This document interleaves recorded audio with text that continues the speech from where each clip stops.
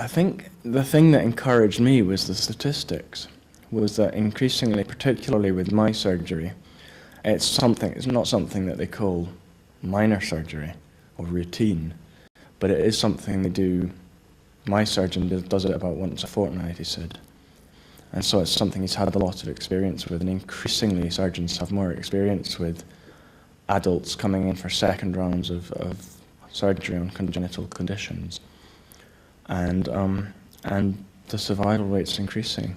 How real a threat is that you might not wake up? Bigger than the chances of me will waking up. The odds are in favor of not waking up. And but of course, I also realize what I will be like if I don't have these surgeries. Like for instance, the pacemaker surgeries, my heart cannot do without. So it's not a matter of wanting or not wanting. It's just my cross to bear. Well, basically I would just tell them to be positive and not to sort of think that it's going to be a disaster, because I didn't go into the operation thinking everything's going to go wrong. And if you let yourself think that, then it's more likely to happen, or your recovery time is going to be much worse. Where if you go in with a positive attitude, I think it really helps. I think the family always thinks the surgery is something like the end. Mostly the family thinks a surgery means dead, definitely, but it means help. Yeah, it's something. People looked at me when I said I was having heart surgery, and they looked at me in horror, and they're like, "You're far too young for that." But of course, I've grown up knowing that it's going to need done. And in fact, when I first had the surgery when I was 8, they said it'll probably be 8 years, thereabouts, before you need further surgery. And it's been 14 years. So I consider myself lucky on that one. Obviously, going into surgery, you get nervous. But actually, the thing I found the worst was the wait, because they told me before Christmas that sometime next year I'd need surgery. And they didn't give me any deadlines, and it meant that I couldn't do anything long term. All people are different. That's why it's so not so easy to answer this question. Yes, to some people I want to say, don't trust your doctor. Yes, I know. Why do you say that? Yeah, I think it's a European problem. I don't know exactly. There are not enough specialists for congenital heart defects for adults, and so the patients have to go to a normal cardiologist, and usually they don't know about a heart defect. But the patients don't know this. They trust their doctor because it's called a doctor, but he don't know enough about a heart defect. And the patient don't know it, and the doctor don't want to say it. It's a very different problem. Does attitude have a lot to do with the way you feel? Well, I guess accepting it has a lot of the way I feel, and accepting your own person, accepting the world around you. That's very important. So how do you get to that point of accepting? You just have to learn yourself to do it. You have to have this rest. You have to lose your anger about the world that surrounds you. You have to just go out and accept things, that the world is not a perfect place. It's not a perfect place for healthy people, and it certainly is not a good place for people with a disability. But there is no way you can change that overnight. It has to take a very long time, and I guess that if we could have can have the chance to come back in 100 years, we will still see people with disabilities, and we will still see that they have problems. I think there's a lot of denial goes on If you're going to make it really, really simple and really general, who doesn't suffer illness at some point in their life? I mean, everybody does, because in the end we all die, and we die because we get sick, so we go through illness, you know? So what we're experiencing, what we have to share is, it's your experience at some point in life. Yeah, and who hasn't had those fears about their own mortality and their own well-being. We all want to be healthy. This week, it was hard to make myself come this time because I knew people would want to talk about John, who died earlier this year.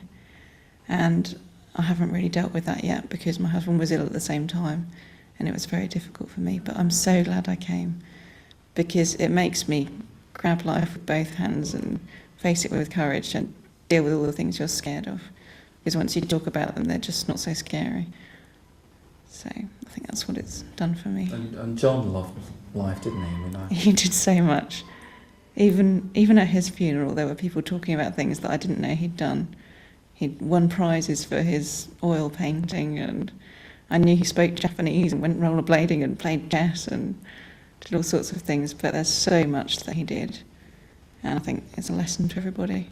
In the last 2 years, back in my own area, 2 people that I became very involved with have both died, and they were both under 30. And one of them, I was watching a sort of similar path to perhaps what I might travel, you know? And it was, it's very frightening. I can't detach myself from the fear, because in some ways, you're frightened about your own mortality. I have to admit that.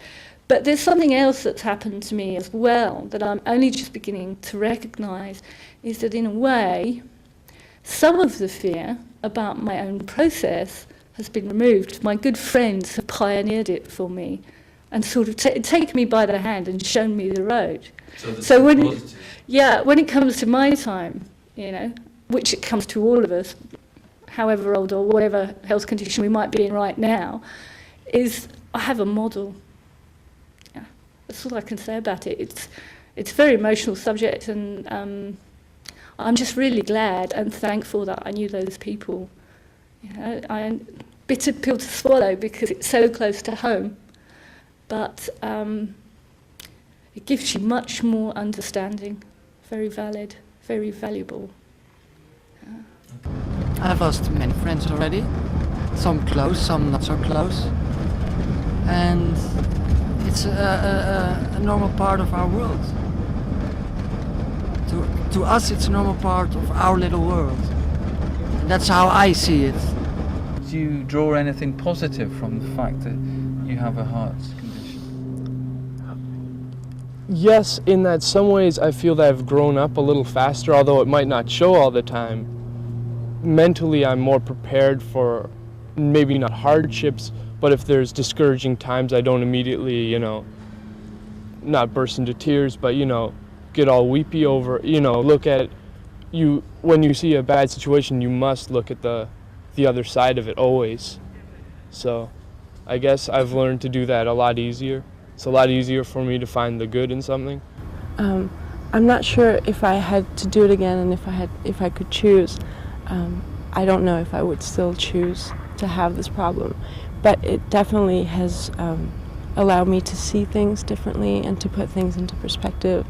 And it's very cheesy, but I do wake up every morning being grateful that I was able to get up and that I'm going to be able to do all the things that I need to do that day.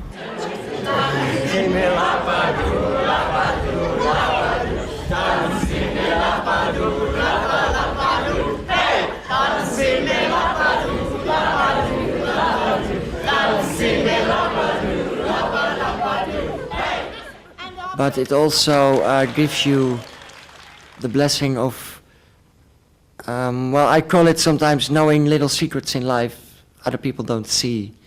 You enjoy the little things so much more deep inside. And what can we look for in the future for you? Forwards. That's the only way to look into the future and that's the way we will be looking. I think maybe World Championship next year. Then we might move galaxies, take croquet to new planets across the whole universe, because no boundaries. What about your personal life? Would you like to talk to us about that? What would you like to ask? Well, we know you've had trouble in the past maintaining relationships. Have you made any progress in that field? Well, I've moved on to being, first of all, I was sort of bisexual, but now trisexual, because I'll try anything now. What will you take away with you this week? What positive thing? A lot of things. The people are nice. I learn a lot here, and probably is most important trip of my life.